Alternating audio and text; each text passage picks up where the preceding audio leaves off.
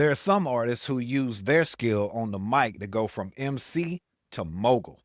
Tonight, we're talking about the 9 rappers who became way more than rappers. Artists who went from the mixing board to the boardroom. And we'll finish by ranking them top 5. Roll the intro, grown man bars, y'all.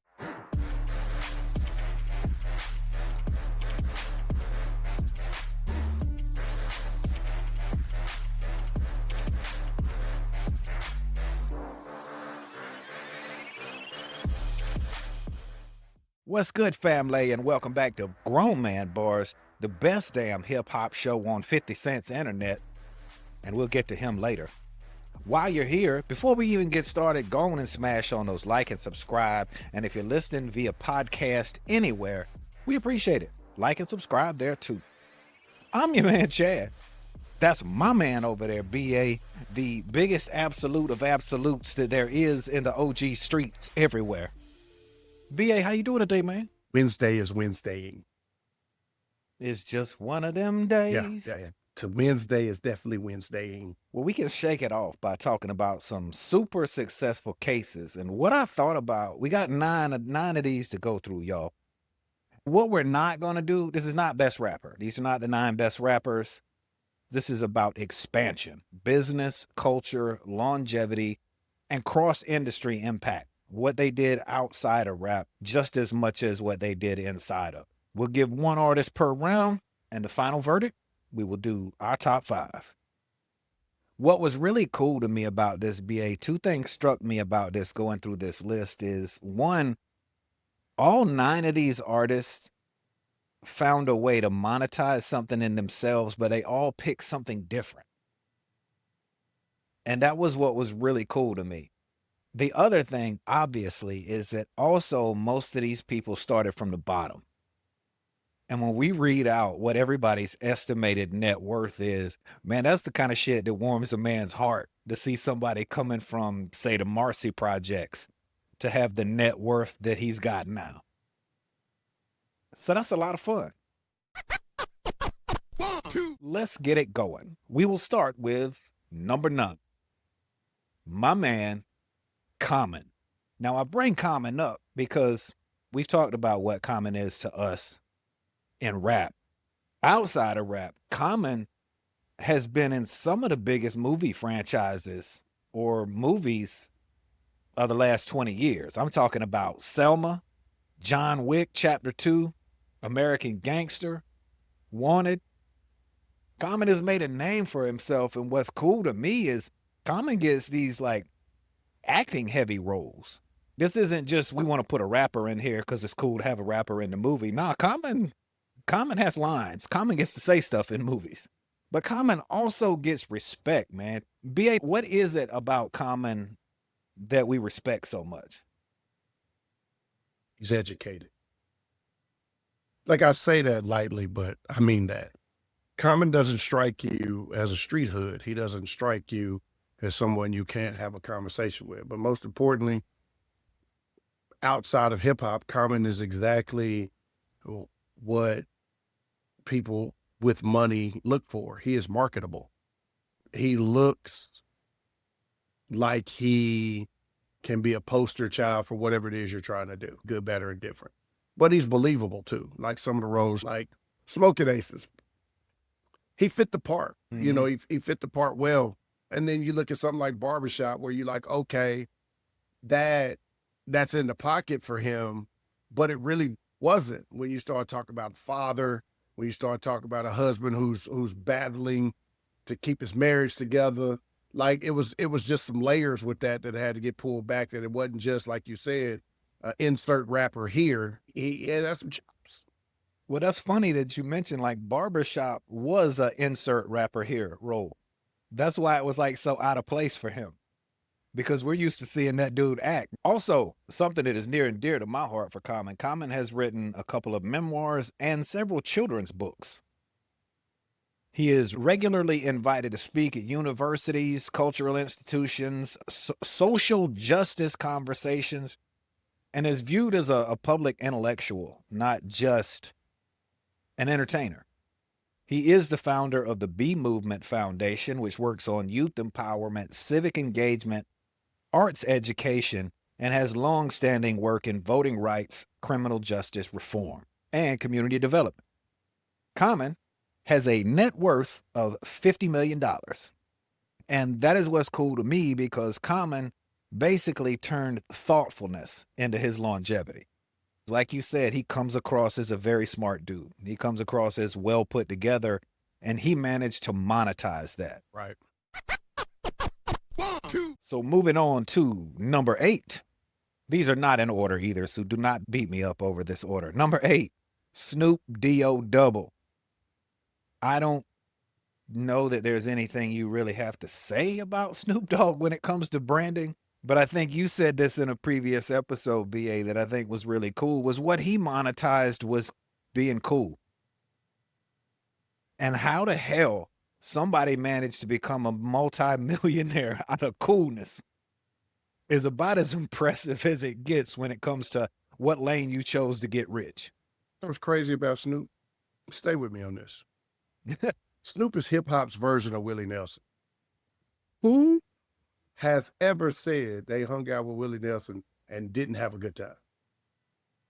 Whether it's you, and most times you didn't hear nobody say, "Hey man, I was at the club the other day kicking it with Willie Nelson."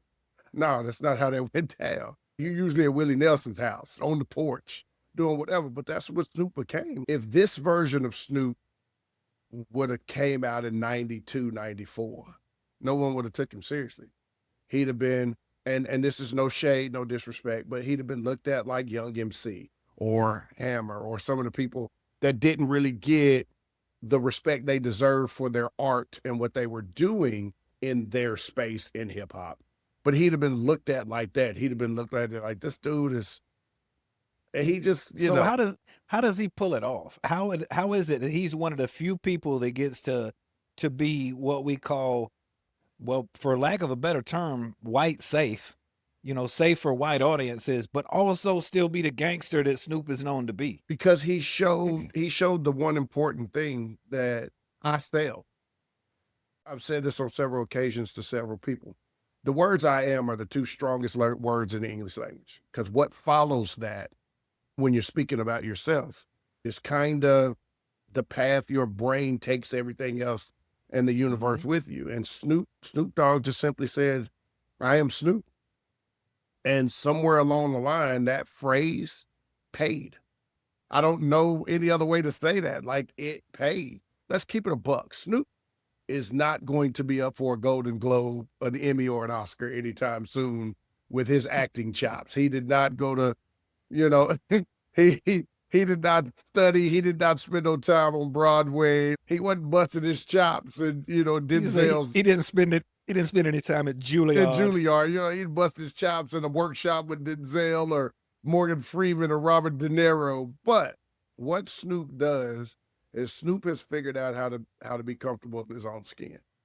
And so he Snoopifies whatever he does, and somewhere along the lines, he's been able to get people to understand that that's profitable. It's profitable in a space that relates to older and younger. I always tell, out of all the names he's ever had, the best name he ever came up with was Uncle Snoop. Because that's what everybody looks at him as. He's Big Unc. Everybody has an uncle in all families. Everybody has an uncle like Snoop. Brother that your mama can't stand half the time, or it's your mama's brother that when he come around, he the life for the, like it's that person in every family. I'm glad you said Snoopified too, because that's the lane that I felt like he did, which out of all these guys is the most impressive to me because he licensed himself. Yeah. He bet on himself. Like you remember what we used to say in the 90s, that quote, "You can't pimp me, I'm gonna pimp myself." That's it. That's exactly what Snoop did. Was he pimped himself. Absolutely. He found a way to just be himself and become a millionaire out of it. Major brand partnerships across alcohol, food, fashion, gaming, consumer goods, cars, Snoop Dogg Enterprises. He bought Death Row Records in 2022. He is NBC Olympics correspondent in Paris in 2024. very early mover in the cannabis branding in California, which is obvious. But he became a licensed character, not just almost like you have to pay Snoop to say his name at this point. What I'm trying to say is Snoop wasn't anywhere you thought black people were in the Olympics as the correspondent. This dude showed up at an equestrian event first, on the scene, chilling at equestrian in the Olympics. Then he shows up at a swimming event. It just got to the point where America followed Snoop on Snoop's. Snoop turned the Olympics until Snoop's journey going to the Olympics. And NBC wrote him a check for it. That's what's crazy. He's one of the few artists who became more recognizable than his music. And he has a net worth, an estimated net worth around $170 million. Number 7, LL Cool J. Over 25 million records sold. Long-running TV success because he did right. He got on one of those crime shows because you get on one of those shows where there's 40 different variations of it. You good. Run. A Rock and Roll Hall of Fame inductee. A 14-season run with NCIS. One of the longest-running drama series led by a rapper. He's got network TV money, syndication. Creator and host of Lip Sync Battle, which is a massive ratings hit. Yeah, it was.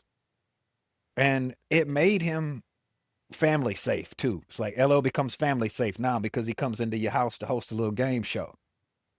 Kennedy Center honors, which is very rare air. Multiple NAACP Image Awards. Grammy wins across decades. Founder of the Rock the Bells Foundation. And appeared in major films Deep Blue Sea, Any Given Sunday, In Too Deep, and a whole host of others. Not to mention, one of the few artists who has had hits in pretty much every decade of rap. LL has mastered longevity without reinvention. That's difficult. Like, he did it without pandering. He didn't have to pander. He didn't have to pander to a younger audience. He didn't have to pander to a new demographic. He didn't have to have an international world tour. He just said, hey, I'm going to drop another album. And hip hop was like, can't wait. Can't wait. He also had one of the coolest movie beefs with Jamie Foxx. If you've never heard the Any Given Sunday First story, of all, listen please. to no one's version of that story but Bill Bellamy's, right? Because, I mean, Jamie's is funny and all, but listen to if you've never seen the Breakfast Club interview or Drink Champs interview with Bill Bellamy, and they talk about Any Given Sunday, the Jim Brown situation is hilarious.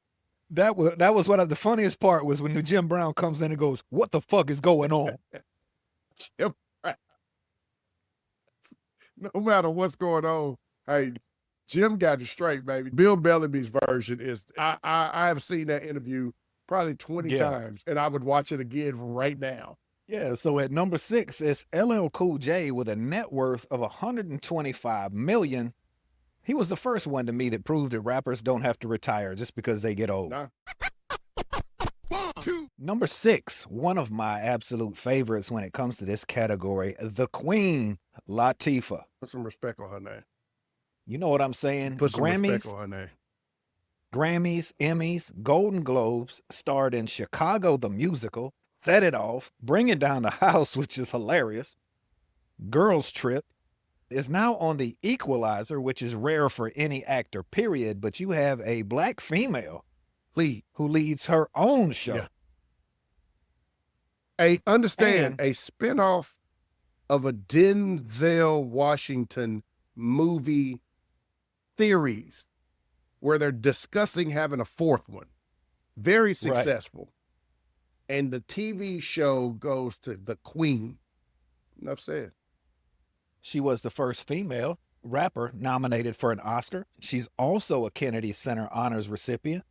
She starred in Living Single, which was a wonderful show for the culture. That Living Single was actually one of the shows that seems to me like it set the blueprint. I mean, look at it. Two very funny, men in that series. You know, Kyle and Overton, Wakefield Lo- Jones. Loved Overton. But they were not the stars. They were not the stars. The women. The women were the stars. And even though, you know, it was around Queen Latifah's character and basically her experience, it never felt like she was the star, then they were co-stars. Like it felt like you had four friends with an experience in New York City. You know what I'm saying? Living life and navigating friendship, careers and whatnot. Now I know I heard that somewhere before. Yeah, I'm looking through my notes here. I've seen a show like that before. I digress. But it's one of those things, man, that Latifah, I will forever say, from record exec to artist to actress to supporting to lead, she just doesn't get the flowers she deserves across the board. It's crazy because she has done this at a level that most of her counterparts hadn't even scratched the surface. Not even close. Yeah, for what she's done for women in hip hop, for body positive leading roles, to not get caught up in the sexuality of all of it. She never fell for that. She stayed strong for women. Now she is just this intelligent, mature black female lead that has so much authority when she shows up. Queen Latifah is one of those people whose her personality's been in the room for 30 seconds before she gets there. You go from Cleo Ooh. to the Equalizer. Latifah has a estimated net worth of $75 million and has been able to open doors without burning bridges, which for entertainers, I'm not just saying rappers, for entertainers, that's a hard thing to do. All right, let's go to number 5. This is not going to surprise anybody, at least for half of it. Big Willie style, number 5, Will Smith. You have to give this man credit for being the first to do just about everything we're saying here. He didn't have the rap career necessarily that other guys on this list did, but I think that's because the other careers just took off so damn fast. Number 1, The Fresh Prince is one of the most iconic shows in American television because it crossed racial boundaries as a show, and it meant a lot to people all across this country. Shout out Uncle Phil. Yeah, R.I.P. Uncle Phil. Real. And both Aunt Vivs. Yes, man. He has had multiple $100 million plus box office hits, to include some of the biggest blockbuster franchises in American history, like Independence Day, Men in Black, Bad Boys. Got an Academy Award for Best Actor of King Richard. And is just generally one of the most globally recognized entertainers ever. And my man has a net worth of $350 million. Look, you can say a lot of things about Will Smith because of, well, his most recent thing he was really in the news for with him and Chris Rock. You can say a lot about the person, but that is not normally who we talk about here on this show, because who you are as a person is none of my business. Life be life. You do you, man. I got plenty of shit I do that people could talk about. So I'm not talking about your life, but your career is hard to fuck with. And let's keep it several bucks. I'm glad you brought up the point where you was like, he didn't have the rap career some of the other guys on this list happened, right? Okay. So let's talk about it. When The Fresh Prince and Jazzy Jeff, when that album dropped, it was up for a lot of awards rap had never even got an opportunity to be mentioned about. But even that didn't cut a check for 2 episodes of Fresh Prince. You understand what I'm saying? It's not like he turned his back on the culture, because he did not. But at some point, I love this show. But if Drink Champs called me and was like, hey, we'll give you a 10-episode deal and it has some money on the side, I'm going to continue to try to do this show until it interferes with the Drink If y'all Champs. see his half of the screen go black, you will understand why. So what I'm saying to you is like, I'm not going to, look, I ain't mad. I ain't got Nori money. You can't hate a man who found a separate outlet for his passion and it quadrupled what he was able to do. I think the thing, like what that speaks to, is he didn't let rap become his identity. He didn't Right. get boxed into that because he was early on in rap, and America loves to do this thing where they box you in immediately. And I think we tried to do that. I think that's why he doesn't get the love in the hip hop community that I've always felt like he should get. Because, like we said, we don't judge the person. And Will Smith, the actor, and the Fresh Prince, the rapper, are two different people. Now, you knew I wasn't going to get out of this segment without going, even though I'm an action star, sometimes I'm going to act bizarre. Hey, we all go through things in life, man. We all go through stuff. So that's number 5, Will Smith. Number 4, taking it out to the West Coast, Cali, baby. You know who it is. If we going out to the West Coast again, it is my man, O'Shea Jackson Sr., Ice Cube. Huge. Executive producer of multiple TV projects and scripts, Rock and Roll Hall of Fame inductee with NWA, big time Hollywood, a star on the Hollywood Walk of Fame, and has a net worth of around $160 million. And the thing that I love Cube the most when looking at his career is the lane he took. What he decided to do was to say, I don't like the way y'all handle my money, so I'm going to go do this myself.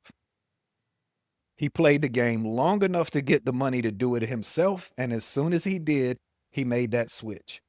And the reason that I applaud people for that is because when you got the money to move over to doing it yourself, at that moment you made that switch, you got to take less money for a while. Oh, yeah.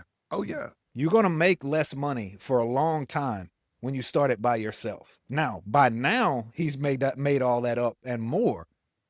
But he was the first one that was like, I am not scared to do this on myself. Y'all are not doing this to me with my money, so I'm taking it on my own. And to me, he was one of the first people that showed us that you can go do this, not only in rap, because every rapper after a few albums starts their own label. It tries to. Or tries to. But he started his own everything. Yeah. Like when he does his movies, it's his production company. Cube Vision is huge vision. First of all, I love the fact that he called it Cube Vision, because to be able to do what he did, when and how, you had to have vision. And you had to not be deterred. It's still in second, man, because there's 88 feet in there where you are not sure what's going to happen. The thing it felt like for me that what Cube was doing was respecting Black artists in the industry. Like he was going to be that rock for Black artists, because he saw in the early days of rap how rappers got abused by publishers and labels. And he was like, nah, I got to do something about this. Right. All right, number 3. Boy, this dude is in the news right now. God. Still out on the West Coast. Well, kind of. He's on both coasts. 50 Cent. He weaponized his own personality is what he did. He made his personality a weapon. He said it's a big rich town. 50 is now the dictionary. When you look up petty in the dictionary, his picture is in there now. He is the American emperor of petty. And he has monetized being petty. Let's call it what it is. Howard Stern, Shock Jock, that's not what 50 is. See, Shock Jock been around a while. 50, it's not even about shock.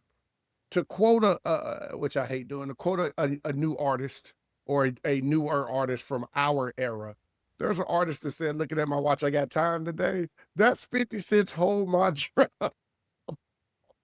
I got time today. What's crazy to me, and I want to talk about this in terms of the Netflix thing. We don't talk about Diddy here because that's not what we do. But the documentary is so much a part of what 50 does. One, he decided I had a beef with this dude 5 years ago, so he started collecting as much information as he could get on him and then made a documentary about it, and I'm pretty sure got a hefty paycheck from Netflix for that documentary. But after that, other people saw it and popped off, and then 50 responded to them, and now they too have beef. are in the same mess. that Diddy and Ja Rule and everybody else is in, because I'm sorry, Marlon Wayans. I like Marlon Wayans. Shouldn't have said that. All I'm saying is some of you people need to call Ja Rule. Just talk to him. Talk to Jeffrey. Ask Jeffrey how you get out of a B50 Cent. Ask him how. Retire. Because until you're done talking, never over. Never. He eat the sandwich. He might even take a nap. But when he wake up, though, you and Curtis got some. Curtis got time to. Okay, so he did do Get Rich or Die Trying, which was what we've said is a classic album, sold 12 million plus worldwide. He's the founder of G Unit TV. He's authored 2 best-selling books. Mhm. He had the Vitamin Water deal, which was reportedly huge. got him, like a 100 million plus payout on that deal. The Power Universe that he's got his deal with Stars, he has broken that thing into like 19 different shows.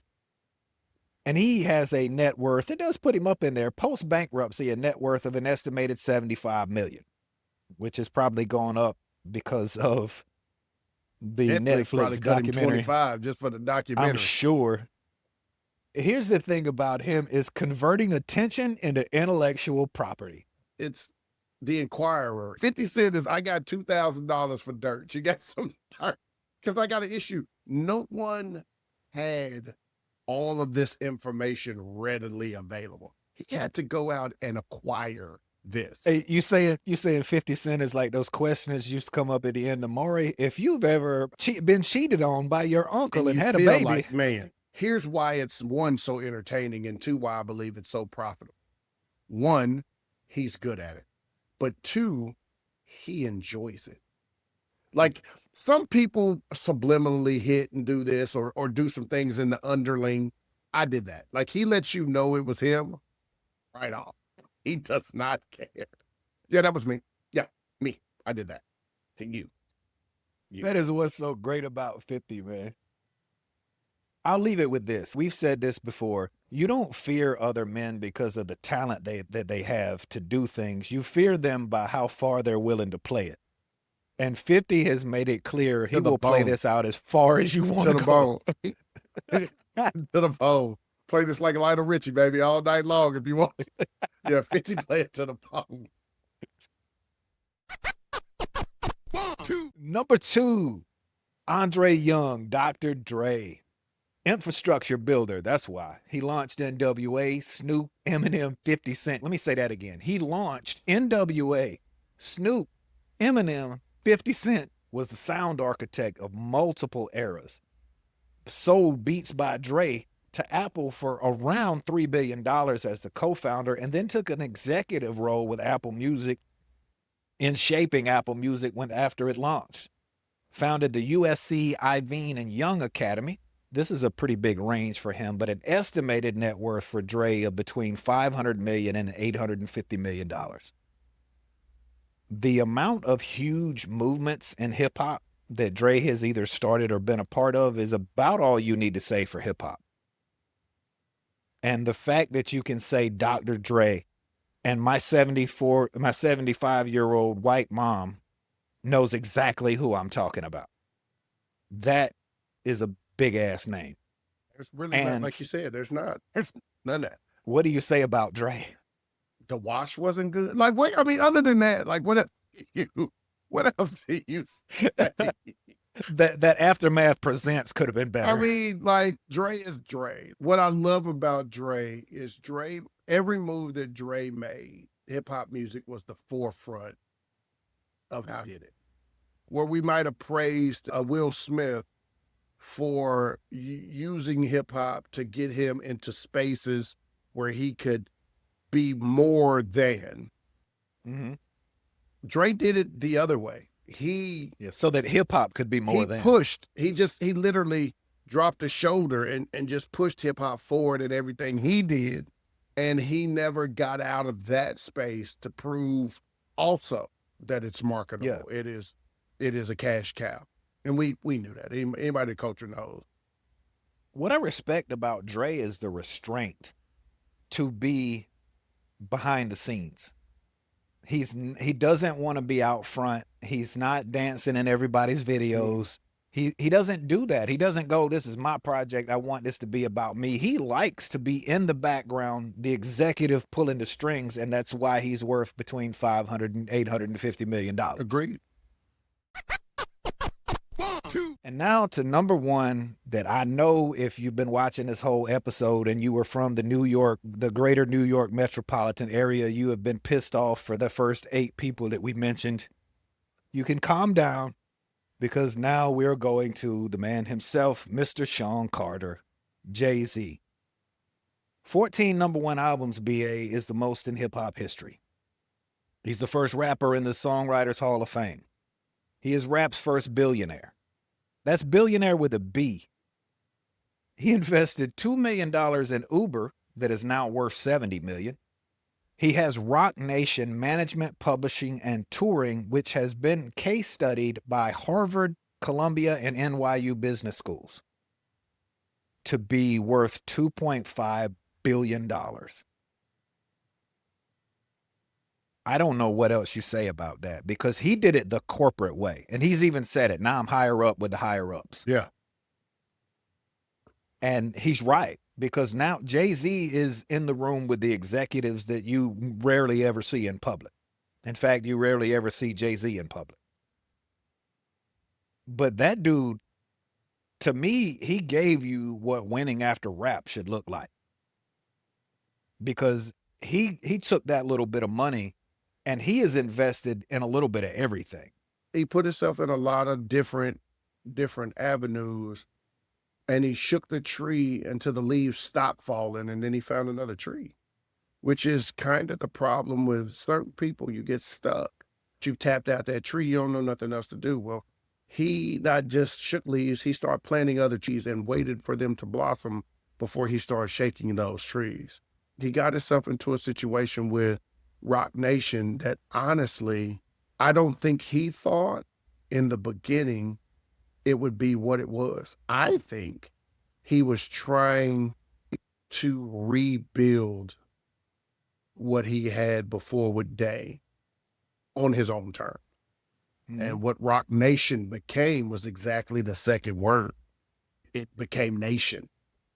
Because it sprouted so many branches in so many different areas of music that it wasn't just about managing rap artists anymore. It was about everything. You became the everything, the distribution.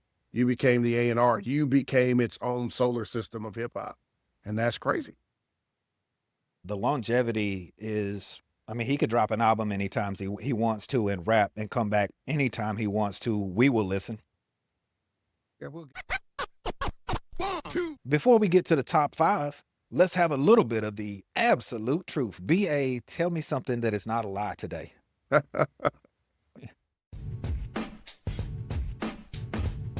Argue with your mama. What's going on, family? It's your man, BA, doing it BIG, of course. Today, good people, let's take a trip down I-95. Let's talk about a region that's been cooking up greatness in plain sight, yet somehow still gets treated like extra seasoning instead of the main course. Let's talk about the DMV. Let's talk about DC, Maryland, and Virginia, the most slept on region in hip hop. And trust me, after today, you'll wonder how anybody ever slept on all the noise coming out the DMV.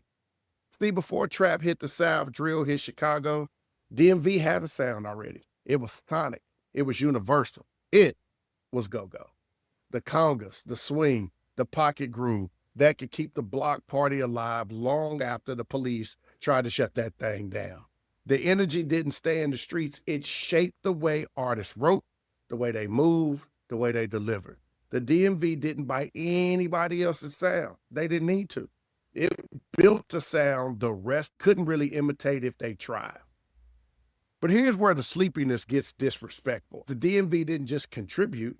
The DMV birthed architects. Let's start with Virginia. 6 straight platinum albums. The visual visionary herself, Missy Misdemeanor Elliott. Let's talk about the groundwork laid to give us a Missy. None other than the program Another Planet beat maker Timbaland. And then, of course, who can forget the original sound of the duo Chad and Pharrell, the Neptunes? 2000s, they had a chokehold on every playlist in the country, not just a region. That's a Mount Rushmore, if you will, of just one area in the DMV. But let's slide to Maryland and DC. You got Wale, you got Logic, you got Pusha T. You even got Corday, who is a new guy carrying the flag right now. And then the new wave, Shy Glizzy, you got my man Young Manny and Red Devil. These people are not just waiting for the spotlight, folks. They're in it. You're just not listening. They're building a whole new stage with a whole new go-go drum sound and melody. The DMV just isn't contributing to hip-hop today. It's shaping tomorrow. So why don't they get recognized? Well, maybe the stars don't move like stars. They move like innovators, because innovators are always something you never seen before, so you don't really know how to react to it. They don't chase the crown. They built their own blueprint. Other regions yell for attention. The DMV just keeps stacking, influencing the culture. We've been borrowing for them the whole time, y'all. A lot of sounds coming out of New Orleans, coming out of Tennessee. A lot of sounds come straight from go-go, but we don't pay attention. To close it out, I'm just going to borrow a line from my girl herself, Missy Misdemeanor. Ain't no stopping me. Copywritten, so don't copy me. Well, hip-hop might be copying the DMV for years, but now we should probably give them their credit. It's your boy, B.A. That's the absolute truth. And from the DMV to the final verdict. You can't handle the truth. So let's start with a top 5, and let's try to start at 5. At number 5, I think I want to start with LL, man. You got a problem with LL at number 5? No, I'm okay with L at 5. All right, so we start with LL Cool J at number 5. Who you got for number 4? I got to go with the Queen. I got to go with the Queen. Really the only other person with the longevity of a Cool J, still within music, still pushing. You got to go with the Queen for 4. All right, I don't disagree with that. That was pretty much where I had her too. Number 3, this is tough, man. This is when it starts to get tough. I think for number 3, I think I want to go Ice Cube. At number 3. What do you think about that? Yeah. I mean, Cube's got to be in the 5 for sure. To me, he makes an argument for 1, 2, or 3, so I'm not mad anywhere there. Yeah, I'm okay with Cube at 3. The reason I put him at 3 is because I have to have these two people at 2 and 1. Ooh. I gotta have, you know how I feel about Will Smith, but I gotta put him at number 2. I had him at 1, but I don't see how you put him lower than 2. I just don't. Globally. Yeah, I think globally, how do you do it? Yeah, so we're talking 2 and 1. It's Will Smith and Jay-Z. And to me, Jay-Z's rap's first Billionaire. And that carries so much weight to me. Yeah. Not only a billionaire, he's worth $2.5 billion now, and he married a billionaire. Who still is worth more than him. He is a kept man. Don't. Mama still makes the money. Mama still brings home the bacon and fries it up in the pan. He's the one on the E-Trade, making money behind the scenes, but she's bringing the checks in now. I don't know that I wouldn't be mad at anybody who said it was Will Smith because of the catalog he has in movies and TV. But to me, if we're talking, because Jay-Z has an argument for GOAT rapper and for GOAT what he did outside of rap. Fair. What he did in rap was just so much more than what Will Smith did because he spent more time in it than Will Smith did. And he wasn't interested in being an entertainer. He was interested in being a businessman behind the scenes too, just like Dre. I guess that makes it for us at number 5, LL. Number 4, the Queen, Latifah. Number 3, Ice Cube. Number 2, Will Smith. And number 1, Jay-Z. New York, y'all do not have to be mad at me this week. So that's our list, y'all, and that's our show. But y'all tell us, who's too high? Who's too low? Who got snubbed? Who's your top 5 and who doesn't belong? Now, I want the comments, but I want the rankings. Don't just put a bunch of names in there. Give me your 5. Tell me where you think you disagree with us. I would like to hear it. If you got anybody we missed, let me know. That's not Diddy. Otherwise, please. We know. Yeah, we know. The name came up in the research. We know. Right, we know. The name came up in the research. He's disqualified from any of our top 5 list for obvious reasons. Right now. It's just not worth the conversation at this point. When we do rappers who've done the most with baby oil, he will definitely be on that episode. Anybody who's used the word "take that" multiple times, he's on the list. That's it for us, y'all. Please like and subscribe. Thank y'all for being here, from listening, for everywhere y'all listen from. Like and subscribe on YouTube. Follow, like, comment, and everything on your podcast.